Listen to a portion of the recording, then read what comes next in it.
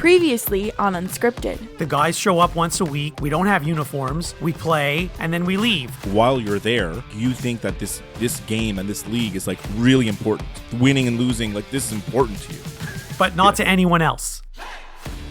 You're listening to Unscripted with Skip Sherman and Josh Obadia. Okay, Skip, so today we're going to talk about the Netflix show called A Man on the Inside. But before we get to that, I usually have a story to tell you, and I have a story to tell you, but it's a very short story this time. So I was recently in Montreal, and I stayed at my brother's house, my brother and his family, and you've been to his house many times. Can you recall 35 years ago when you were there? Sure, I have instant recall. Well, I mean, give me the date. I'll tell you where I was. No, but you know that you were there many times, and yeah, of course. When you went down into the den, there was a stereo there. Yeah, there was a stereo there for sure. Yeah, so it had a turntable, a CD player, a cassette player. Your brother had an extensive record collection. Anyhow, so last time I was in Montreal, my niece, who lives there now, obviously, asked me if the turntable works.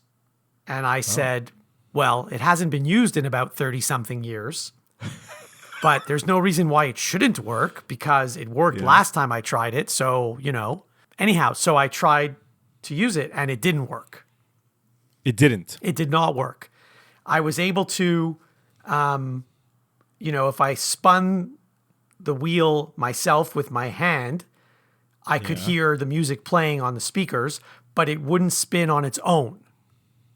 Oh. When I say spin the wheel, I mean spin the turntable. So sound is coming out of the speakers, but the turntable won't spin on its own. So I'm like, what's going on? It's actually not a bad turntable. Like at the time, it's not one of these cheap turntables. It's a decent turntable.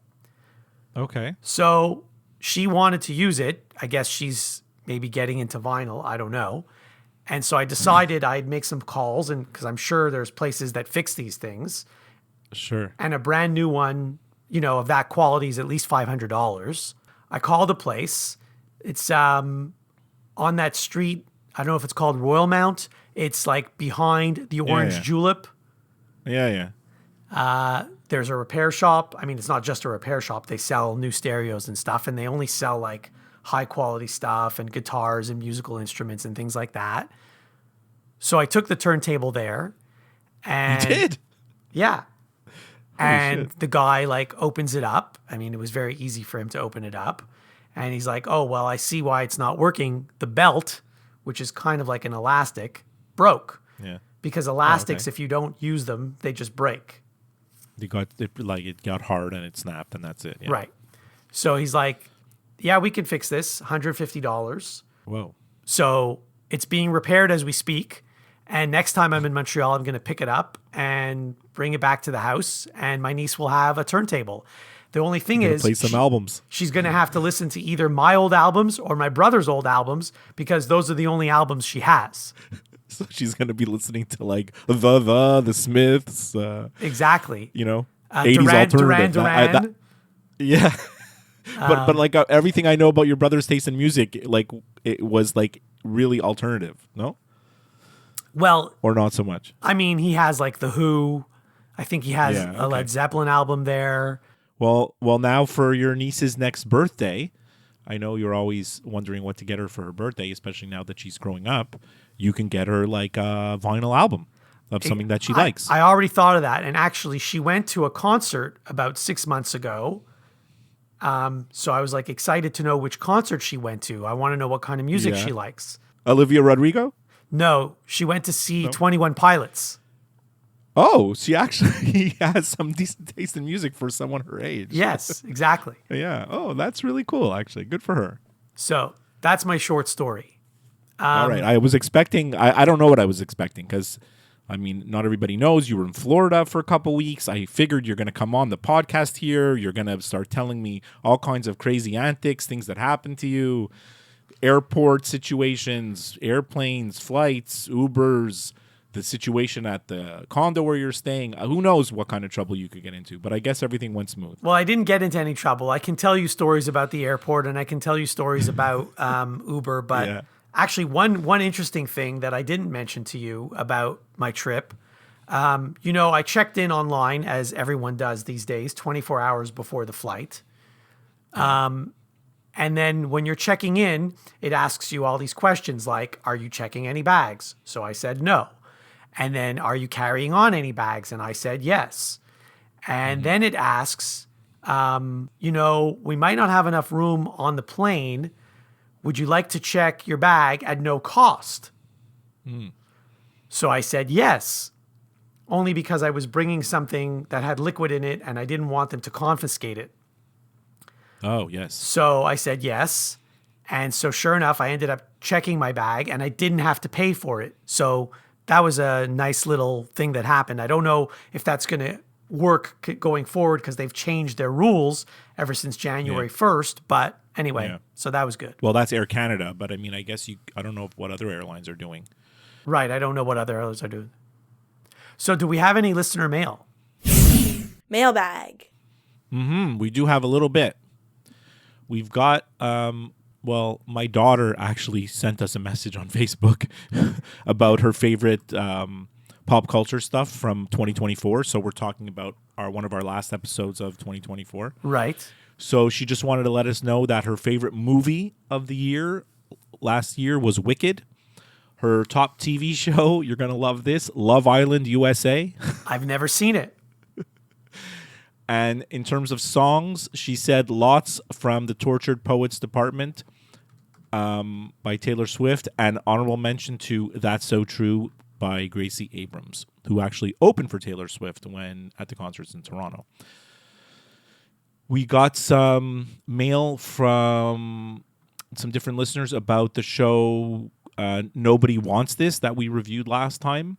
Zach from Montreal, really loved the show. Can't wait for season 2. Jessica from Toronto, one of my favorite shows of 2024. Loved the relationship between the siblings. She said the loser siblings. So many LOL moments. And Dave in Florida, thanks for the in-depth review of the show. I don't love romantic comedies, but this one is worth watching. Thank you all. So since your daughter mentioned her favorite stuff from 2024, can I interject? Because obviously we know mine because I said them on our episode. Yes. But there are a couple of honorable mentions that I didn't mention that I'd like to mention. So for favorite TV show, I could have easily picked Lessons in Chemistry. That was a great show. So just wanted to give a shout out to that show. And then for favorite team of the year, I could have also picked the Olympic silver winning beach volleyball duo of Melissa Humana Paredes and Brandy Wilkerson. They did win a silver at the Olympics, so they deserve an honorable mention as well. Actually, they were a great story during the Olympics. I watched all their matches. They were fun to watch. Yeah, that was really... That's a good... It's funny because the Olympics, it's not that long ago, right? I mean, it's just like in the summer, but it seems like forever. And I can't really remember anything except for Summer McIntosh, which is super weird. So, yeah. Okay, we'll be right back after this to talk about A Man on the Inside. You're listening to Unscripted. I'm Joseph DeMedictis. And I'm Ross Citrillo. And we're doing this podcast so we don't have to go home and get a real job. Exactly. That's right. And we're doing it to tell you about our pursuit of the dreams we've had since being a kid, being young, trying to get into the entertainment industry. Us, we're mid-career, sort of. We're kind of halfway broken in a way. But we both have these big dreams and big goals. Aspirations, really. For our careers. Yeah. Exactly. Yeah. This podcast is about the journey through the industry, trying to make it, but trying not to have to give up. So listen to our podcast on all the places you might listen to a podcast. Apple Podcasts, Spotify. We have our own YouTube channel where you can watch the video version. All the links can be found at you'llnevermakeit.ca. Here's hoping we do. And now, back to Unscripted. Okay, Skip, we're back. All right, so today we're going to talk about A Man on the Inside, Netflix show. Last episode, you casually mentioned that you watched it, and I said, "Oh, you watched that show? Let's do an episode about it." I really loved it. Well, I mean, it's such an enjoyable watch, you know. So, I was surprised that you watched it, but I'm excited to talk about it here today. As always, spoilers. We're going to spoil everything. So, if you want to jump ahead, if you want to come back after you watched A Man on the Inside, you can do that. And just to give you the premise, just to set it up, Josh. Ted Danson, Charles, a retired man, gets a new lease on life when he answers an ad from a private investigator and becomes a mole in a secret investigation in a nursing home. I wouldn't call it a nursing home. Honestly, it's not a nursing home. It's a retirement home, right? It's like... Yeah, they do call it a nursing home, but it's like a very, like it seems like a fun nursing home. Like I would like to live there. I would love to live there. I'd love to live there now. Yeah, exactly. That's what I'm saying. You know, you have your room, you stay there, you go out, you can do whatever the hell you want during the day. You can go out. It's like you're not bound to stay there. And then they feed you, and there's drinks at night, and they party. That was the one thing about the show that I did find weird. Like, I know I like to nitpick on stuff, but you know, there's like the one night where they like all get drunk and then even high, actually. But there's a lot of drinking. They talk about how they have drinks, but every single resident there has to be on medications. Like, there's no way they should be drinking alcohol. Every single person there is on something, right? I have a feeling that that's, you know, not actual. Like, it's not, that doesn't happen at retirement homes. No, I don't think so. The other stuff, like the meals and the activities, that obviously happens. But the drinking, 100%. I don't think that actually happens. So how do you want to start? I did like a lot of notes. I wrote down like my favorite characters, some of my favorite moments, my general impressions of the show, and some weird trivia also. But I don't know how you want to start. But well, as usual, I have no rhyme or reason to my notes.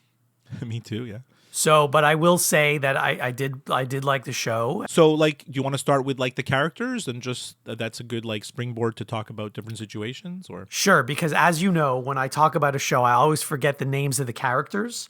So this will help me. So, first of all, Ted Danson. I can't live knowing that Ted Danson makes that much more than me. Who's he? He's somebody. What about me? You're nobody. Why him? Why not me? He's good. You're not. I'm better than him. You're worse. This guy, he's been acting for 1,000,000 years, it seems.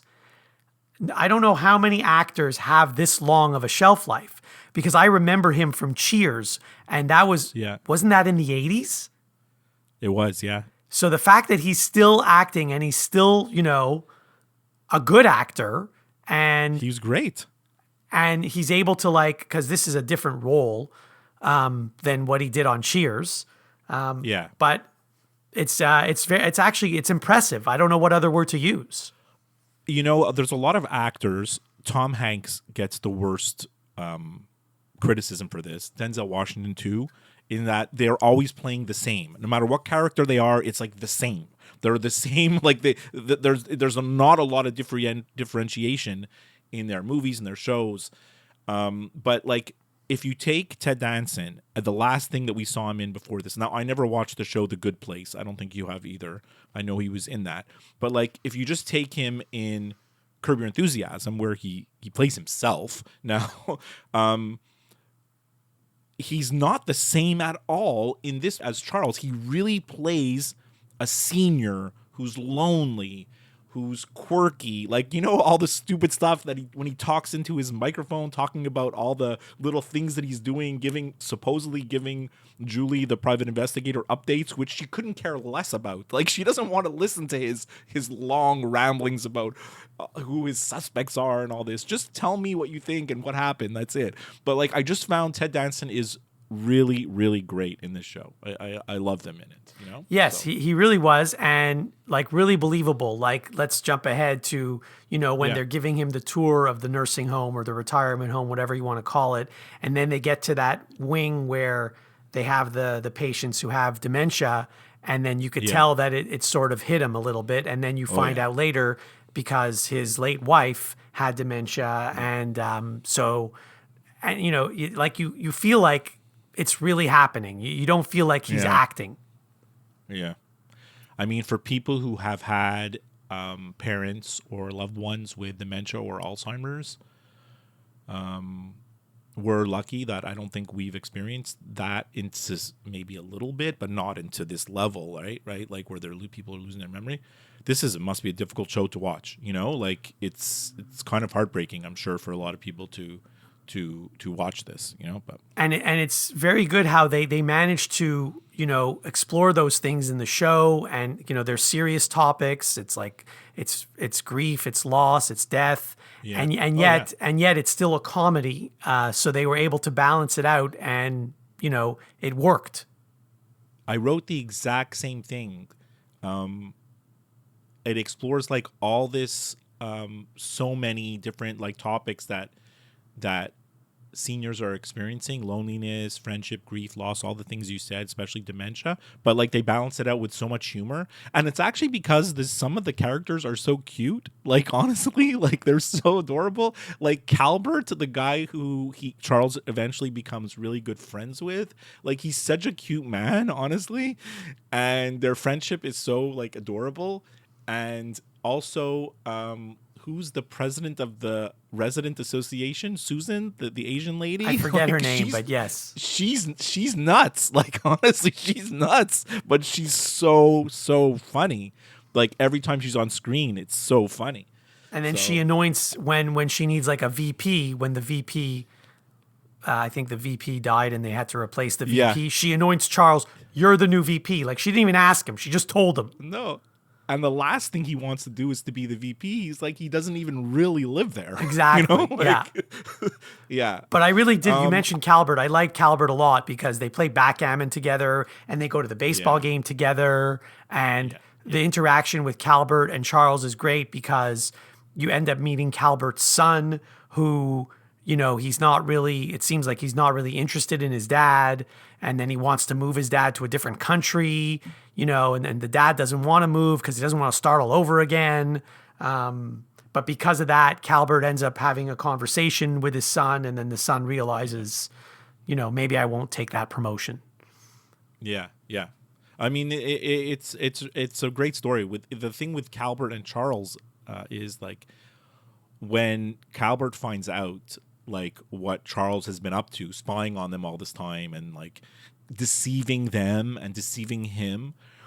It's so heartbreaking. It's so terrible to see how upset he is. And like eventually the others all forgive him, but Calbert's like the last one to forgive him because they had such a close friendship. It's so well done, honestly. Like it's really, really great. I felt bad for Charles, when all of the people find out what he was really doing.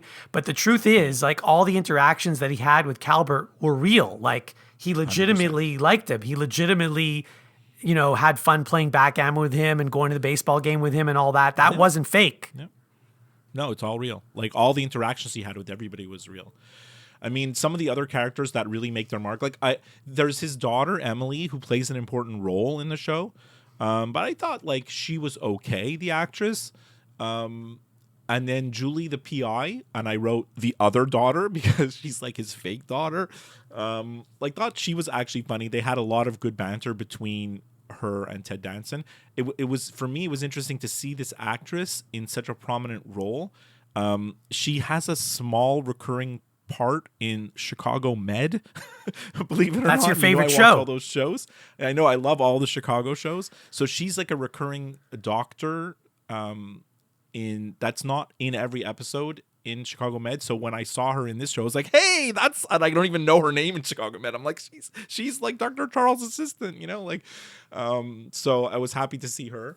And then the other main character who's really, really great is Dee Dee. The one who is like in charge of the residents, she organizes everything. She's on top of everything. She's just like, she's like a wonder, like she's a superstar, and, at one point, like at the beginning of the show, you don't know, like when you're in like episode 1 and 2, you don't know what kind of show it's going to be. Like we've just described what kind of show it's going to be. It's heartwarming. It's emotional. It's all these things, right?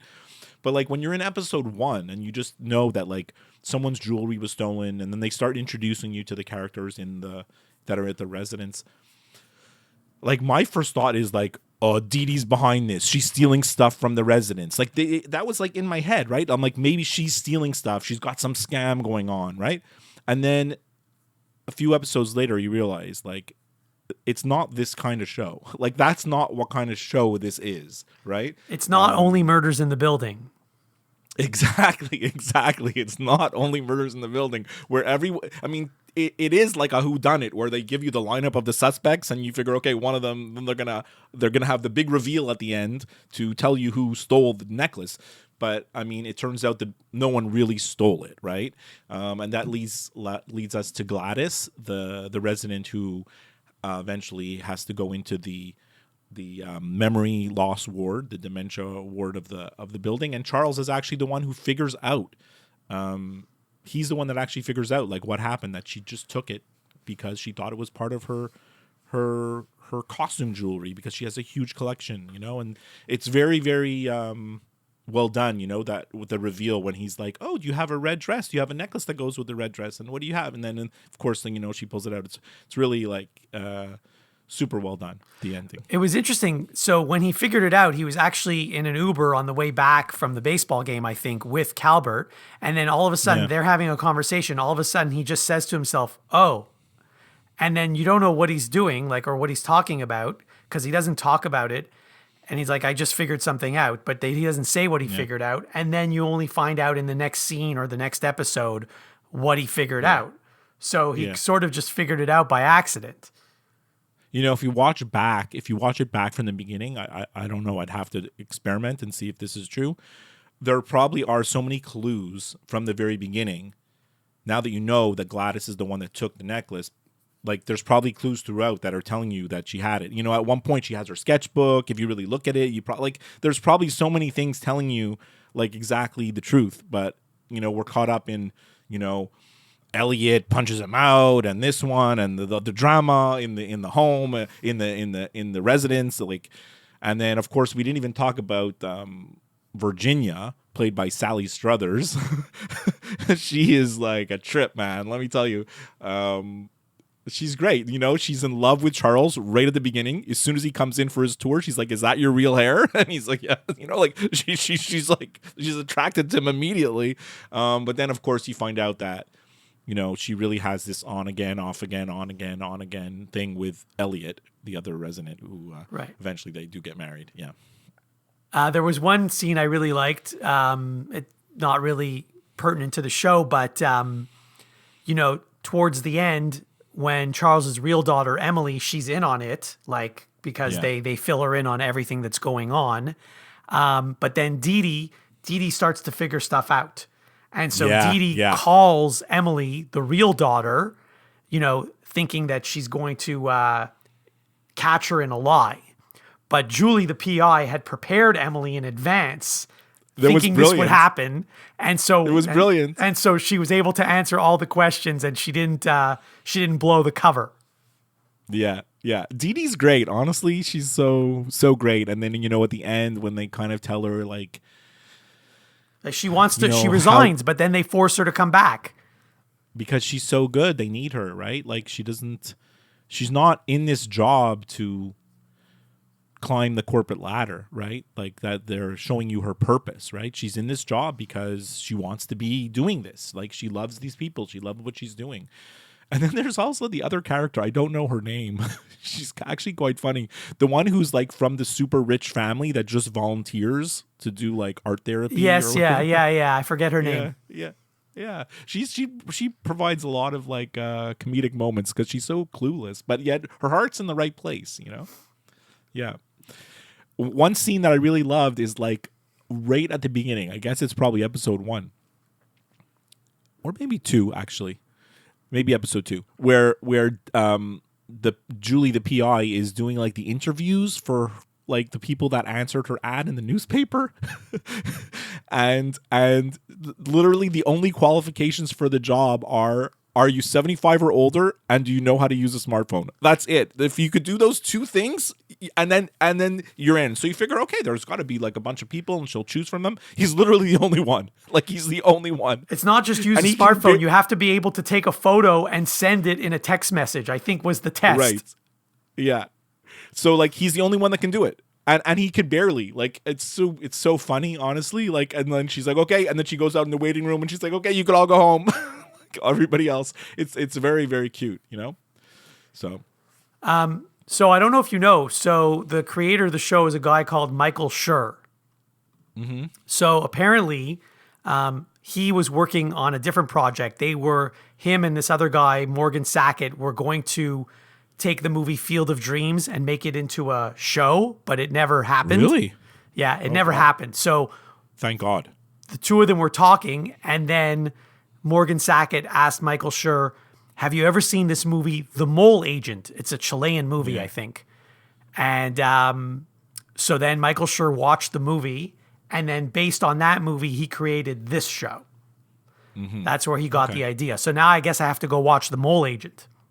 Well, I guess it's probably in Spanish, but yeah. They might be subtitles. Who knows? Yeah, there might be. But also, if you watch it on something like Netflix, can't you just choose the language you want? Okay, so speaking of seniors, I'm becoming one. Okay, what happened? Because there's some shows now that I watch with subtitles on. Oh, me too, because I find the dialogue is hard to follow. Like I did that with Ted Lasso. Yeah. Well, like we watch like any kind of British show, I find it sometimes it's hard, especially at the beginning, and especially like Irish. So like we watched this show Bad Sisters. It's on Apple TV. Like I have to watch that with subtitles. Their accents and the dialogue's too fast. Like I'm gonna miss half the jokes. I'm not even gonna understand them. You know. So yeah, I find myself like actually turning subtitles on for a lot of things. Like we start watching a new show, and then I turn to my wife. I'm like, "Do you want to turn on subtitles for this?" And she's like, "Let's see if we could do without them." Like I don't know. Like depends on the show, you know. Like yeah, they are distracting sometimes because you're reading instead of watching what's going on. But on the other side of that is if I don't turn it on, I might not catch some stuff. I might miss stuff. Exactly. Yeah. But it does take a lot of mental energy to watch the show with subtitles on because you're reading, like right. So you're actually doing one extra thing that you wouldn't be doing, you know. So, well, anyways, that's a total tangent. Right. I only have a couple more things in my notes, and if I can talk about them, and then you could go if you want. Go ahead. You know how for Only Murders you gave me a little quirk about the episode titles? Yeah. Okay, so all the episode titles of this series are named after or plays on of other spy movies or books. I didn't know that. So for example, there's an episode called From Russia Hill with Love, which is a James Bond movie From Russia with Love. I've heard of that one. Yeah. There's Presence and Clear Danger, which is a take on Clear and Present Danger. Yeah, Tom I've heard of that Clancy movie. was also Yeah. a movie. There's Tinker Tailor Older Spy, instead of Soldier Spy. Yeah. Exactly, and the Emily Always Rings Twice, which would be the Postman Always Rings Twice, and then actually the final episode is The Spy Who Came In From the Cold, which is not altered in any way. Like The Spy Who Came In From the Cold is a very famous spy book by John le Carré. So I just thought like it was really cool. I looked at the episode titles. I'm like, oh, look at this. You know. Speaking of which, the show is called A Man on the Inside, but originally when they were creating it, they were going to call it A Classic Spy. That was the original title they were going to use. And I love the graphic, like of when you look up A Man on the Inside and you do an image search on Google, you see like there's the logo kind of, it's like Ted Danson and he's on this orange background. It's kind of like, it's not like exactly James Bond. It's like a mashup of like every classic spy movie like that you've seen. Like he's in a suit and he looks like, it's really well see the done. Golden Gate Bridge in the background too. Yeah. It's just, I just found that like there's a lot of attention to detail to remind us that this is kind of that he's a throwback and the whole thing's a throwback, you know. It was recognized as one of the top 10 television programs of 2024 by the American Film Institute, which I thought was interesting because, I mean, I do like it, but like top 10, maybe. I don't know. Yeah, no, it was a really good show. I found out about it by accident. You know, I was on Netflix, and sometimes, well, always on Netflix, they're promoting a show or a few shows on their homepage. And this was the show they're promoting. And I'm like, oh, this looks interesting. I guess I'll watch it. So, yeah, so like I watched like the trailer, which is on Netflix. It's just like you hover over it and then the trailer plays. And I was like, oh, this like looks kind of cute, you know, like maybe this is good.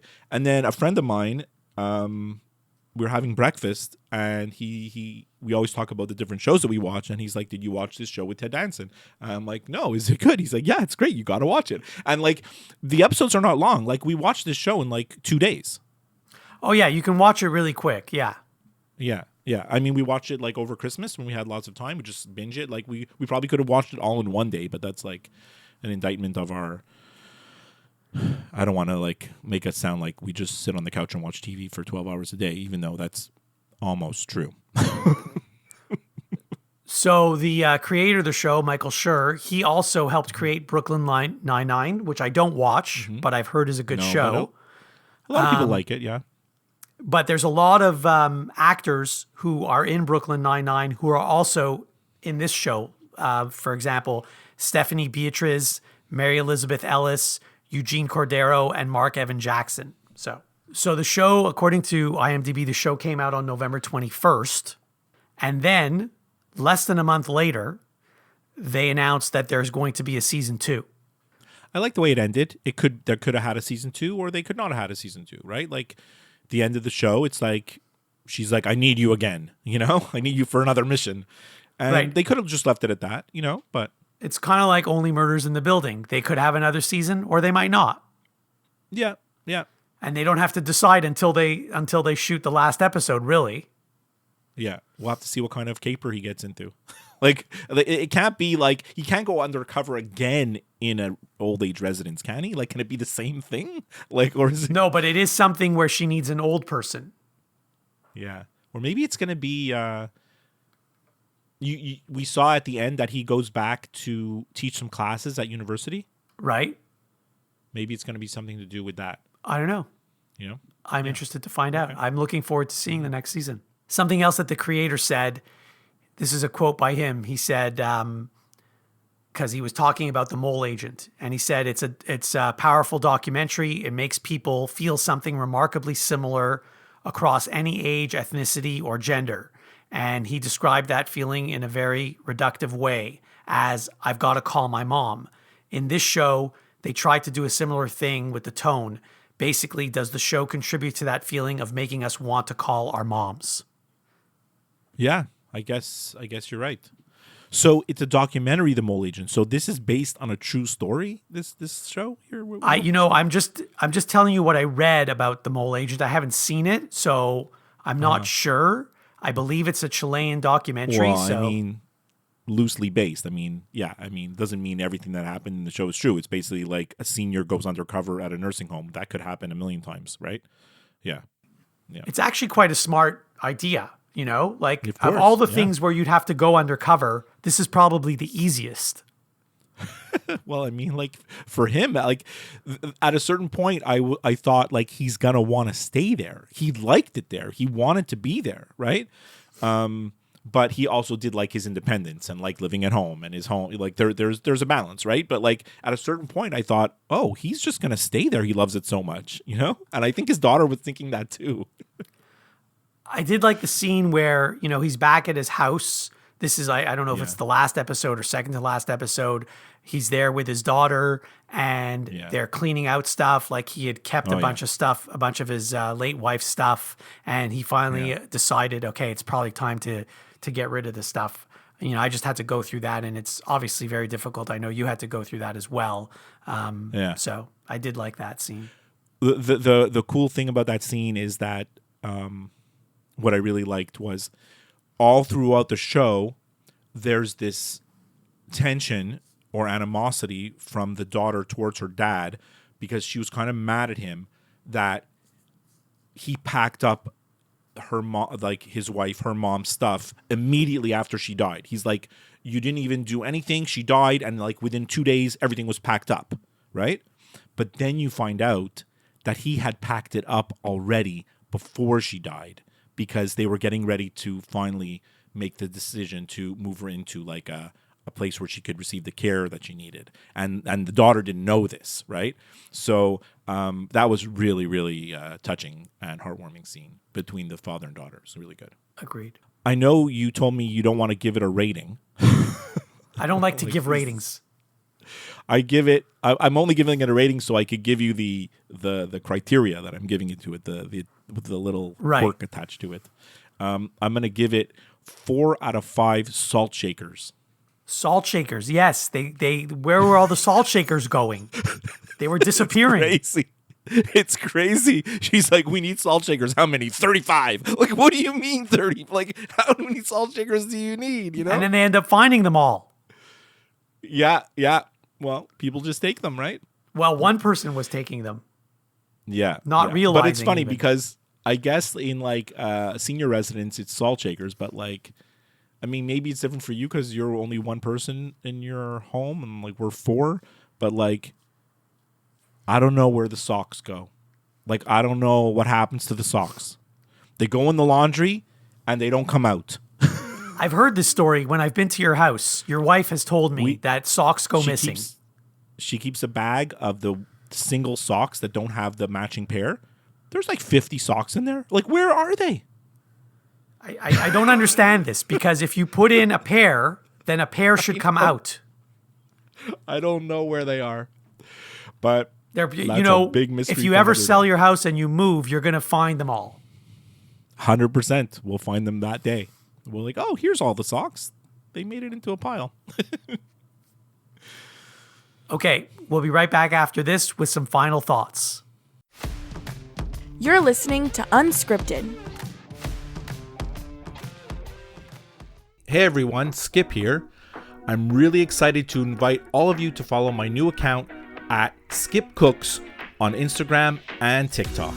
I'll be sharing my love of cooking with recipes in the form of 1-minute music videos, all set to some of my favorite songs. Don't miss out, follow me, and let's have some fun in the kitchen. Unscripted with Skip and Josh is available wherever you listen to podcasts. If you listen to the show through Apple Podcasts, please leave a review. To interact with the show, send an email to skipandjoshshow@gmail.com. Follow the show on Twitter and go to Facebook to like the show page. And now, some final thoughts from the guys. So I want to ask you about the Super Bowl this week. Are you excited? So I'm actually not excited, and I'll tell you why. There's a few reasons. Yeah. First of all, we've already seen this matchup, and I don't like to see like the same teams again and again and again. It gets annoying. I'm also disappointed that Buffalo lost. I was rooting for Buffalo because their fans, I don't know any fans who have suffered more than Buffalo Bills fans. So that was annoying. Plus, normally, as you know, I go to Joe's for a Super Bowl party. Well, that's what I wanted to ask you, yeah. But Joe's going to be out of town, so he's not having a Super Bowl party. I mean, I can go to his house, but I'll be the only one there. So what are you going to do? So I'll either watch it at my house, like I do have my own television. Yeah. I mean, I'm sure I could find someone else's if I really wanted to go to someone's place to watch. I could, because I have a few friends that live close by. But to be honest, if I want to actually focus on the game and not be distracted, there's nothing better than watching it at home because I won't be distracted. I know. That's why we watch it here, even though we're having like quite a few people over, but they're all my son's friends. It's really interesting because like there's always like the same 2 friends sometimes that came over practically every Sunday this year to watch football, and then it grew to like a 3rd friend and a 4th, and then last weekend for the championship games, we had like 10 people here, 11. And it'll be the same group for the Super Bowl. So I'm very excited, as you know, because obviously I'm a huge Eagles fan and the Eagles are back in the Super Bowl. And I'm nervous, but I'm also weirdly confident. Like I really think the Eagles are going to actually, I don't think the game's going to be close. I think we're going to win by a lot. I think it's going to be easy. That's what I hope because I don't want to be stressed during the game. Let me just say about the Super Bowl, and I say this every year. This week off between the championship games and the Super Bowl is the most annoying, dumbest thing of all time. The worst. The and worst. like the NFL, the NFL usually does things right. Like the NFL can almost not make any mistakes because like everything they do ends up working out for them. Somehow they were not affected by COVID like every other sports league was affected by COVID. And every decision they make is based on money, and no one makes more money than the NFL. But I still will never understand this week off between the championship games and the Super Bowl. I don't know how this ends up generating more money for them. I don't get it. Me too. It's the dumbest thing. I can't stand it. Also, it's so I just don't like it because we're so used to watching every week. But the good thing about it, I just want to tell you one thing about the Super Bowl. I'm really lucky, like you said, there's long suffering fans, all these people in Buffalo, they're tormented, right? Since my son has been following football, religiously, like me, this is the third time that the Eagles are in the Super Bowl in the last 8 years or whatever it is, right? That's a lot. That's really good. That is a lot, yes. We're in the playoffs every year, right? We're there, right? And we've had a real great run of success, and I really hope it ends in a victory on Sunday. The only thing we have to fill the void, though, Josh, of no football this weekend is we have Duke, North Carolina tonight. Oh, I thought you were going to tell me about the flag football game that's happening. No. I will not watch that flag football. That's stupid. And I will not watch that stupid golf simulator thingy tour that's happening. Oh, I never watched that. I don't even know what that is. I turned it on. I'm like, what is this? They're playing golf in a simulator and for money, and then they putt on a real green. It's to me, the whole thing is bonkers. Yeah, baseball is probably going to end up doing the same thing as the golf, except it's going to be a home run derby with a simulator. I wouldn't be surprised if that ends up happening. 100% they're going to do that. 100%. Absolutely. Yeah. Just go to a batting cage and you have a fake screen there or a real screen showing you how far your ball traveled. That's right. All right. Well, that's my final thoughts. What do you got? So, as you know, Taylor Swift was in Toronto a few months ago. Correct. And you probably know this, although you didn't need a hotel room. Hotel rooms were crazy expensive in Toronto when she was here. So in the building where I live, we have guest suites. If you have visitors coming, you can book the guest suite. I think it's $100 a night, which is dirt cheap compared to what a hotel room is, but even more dirt cheap compared to what a hotel room is during a Taylor Swift concert. Right. So I had looked online to see if the guest suites were available when, the concerts were happening. This is months before. And to my surprise, all the guest suites were available. So it surprised me that there's not one person in this building who has a friend who's coming in from out of town to see the concert who doesn't need a hotel room. I was surprised. So I sent a note to the condo board and I said to them, we should take advantage of this because Swifties would be thrilled to pay $100 or even $200 or even $300. We could charge triple what we normally do just for those specific nights. We would still sell out the rooms and the people booking them would be thrilled to not have to pay $500 or more. So a way to generate some revenue. So the condo board got back to me after they discussed it and they said, we can't do that.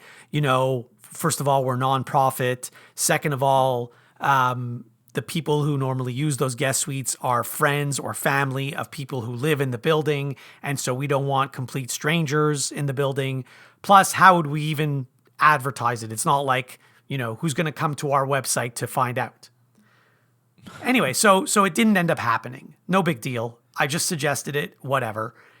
And in the end, actually, when I checked a week before, all the guest suites were booked. Now, I don't know if they were booked because of the concert or whatever, but they all ended up getting booked at the regular price. You could have paid for a whole new roof for your building just by renting out those rooms for a couple nights. Exactly. And we do need a new chiller because our air conditioning broke last summer. But anyway, that's another story. So then the reason I'm telling you this, the condo board, they meet every month. And I don't go to those meetings because it's just the board. And, you know, I guess they document everything they talk about, and then they send out the minutes of their meetings to all the owners. And, you know, some owners probably don't even read the emails. Some of them do. So I was reading the notes from one of the meetings, and then lo and behold, there's a section in there where it says, a resident suggested that we should sell our guest suites during the Taylor Swift concert. And as I'm reading this, I'm howling because Taylor Swift is mentioned in our condo board notes. Very good. And you, but not by name, right? I don't think they mentioned my name. They may have, I'm not sure, but I don't care if they did or didn't. But it's just, I thought it was hilarious. Very good. All right, Josh. So that was the review of A Man on the Inside. I love talking with you about it. And have a great Super Bowl. Thanks. And you have a great week.